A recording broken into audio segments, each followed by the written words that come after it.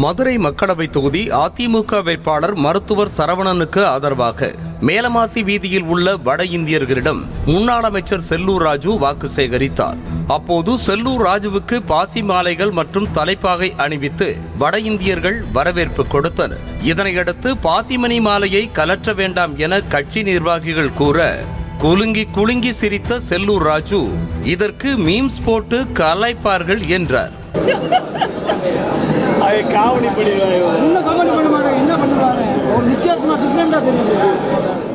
இதனையடுத்து செய்தியாளர்களை சந்தித்த அவர் அதிமுக அழிந்துவிடும் என கூறிய அண்ணாமலை ஜோசியரா அல்லது விஸ்வாமித்திரரா?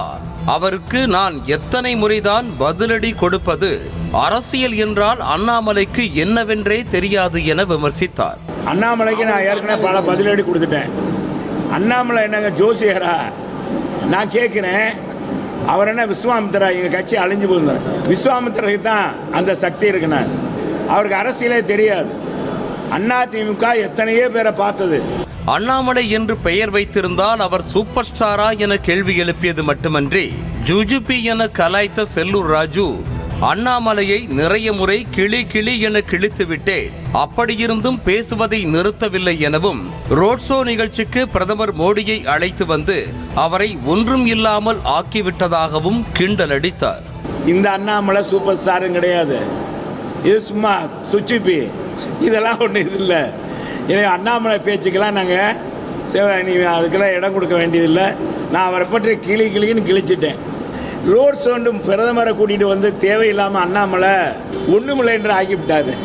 இதேபோல தூத்துக்குடி மாவட்டம் கோவில்பட்டியில் செய்தியாளர்களை சந்தித்த முன்னாள் அமைச்சர் கடம்பூர் ராஜு எல்லா கட்சிக்கும் பஞ்சாயத்து பேச அண்ணாமலை பெரிய அண்ணாவி இல்லை என்றும் அமர்ந்து ஆருடம் சொல்லிக் கொண்டிருக்க அண்ணாமலை ஒன்றும் ஜோசியர் இல்லை எனவும் சாடினார். கோவையில் வெற்றி பெறுவதற்கான வேலையை பார்க்க சொல்லுங்கள் என நக்கலடித்த கடம்பூர் ராஜு அரசியல் அரிச்சுவடு என்னவென்று தெரியாத அண்ணாமலை அடுத்த கட்சியை பேசுவதா?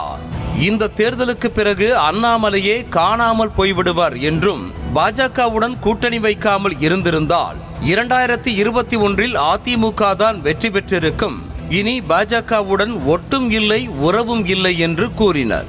அண்ணாமலை ஒரு அண்ணாவே இல்லை. எல்லா கட்சிக்கும் பஞ்சாயத்து பேசி இந்த கட்சி அண்ணாமலை என்னைக்கு ஜோசியர் ஆனான்னு தெரியல. ஜோதி நம்ம ஆர்வம் சொல்லிட்டு இருக்காரு. இந்த நாடாளுமன்ற தேர்தலுக்கு பிறகு அண்ணாமலை என்று ஒருவர் இருந்தார் என்ற செய்தி வரமே தவிர அண்ணாமலை இருக்க மாட்டார். இதேபோல திருச்சியில் பேசிய தமிழ்நாடு காங்கிரஸ் தலைவர் செல்வ பெருந்தகை பாஜக மாநில தலைவர் அண்ணாமலை தமிழின துரோகி என்றும் அண்ணாமலைக்கு துரோகி என்ற டைட்டில் தான் சரியானது என்றும் விமர்சனம் செய்தார்.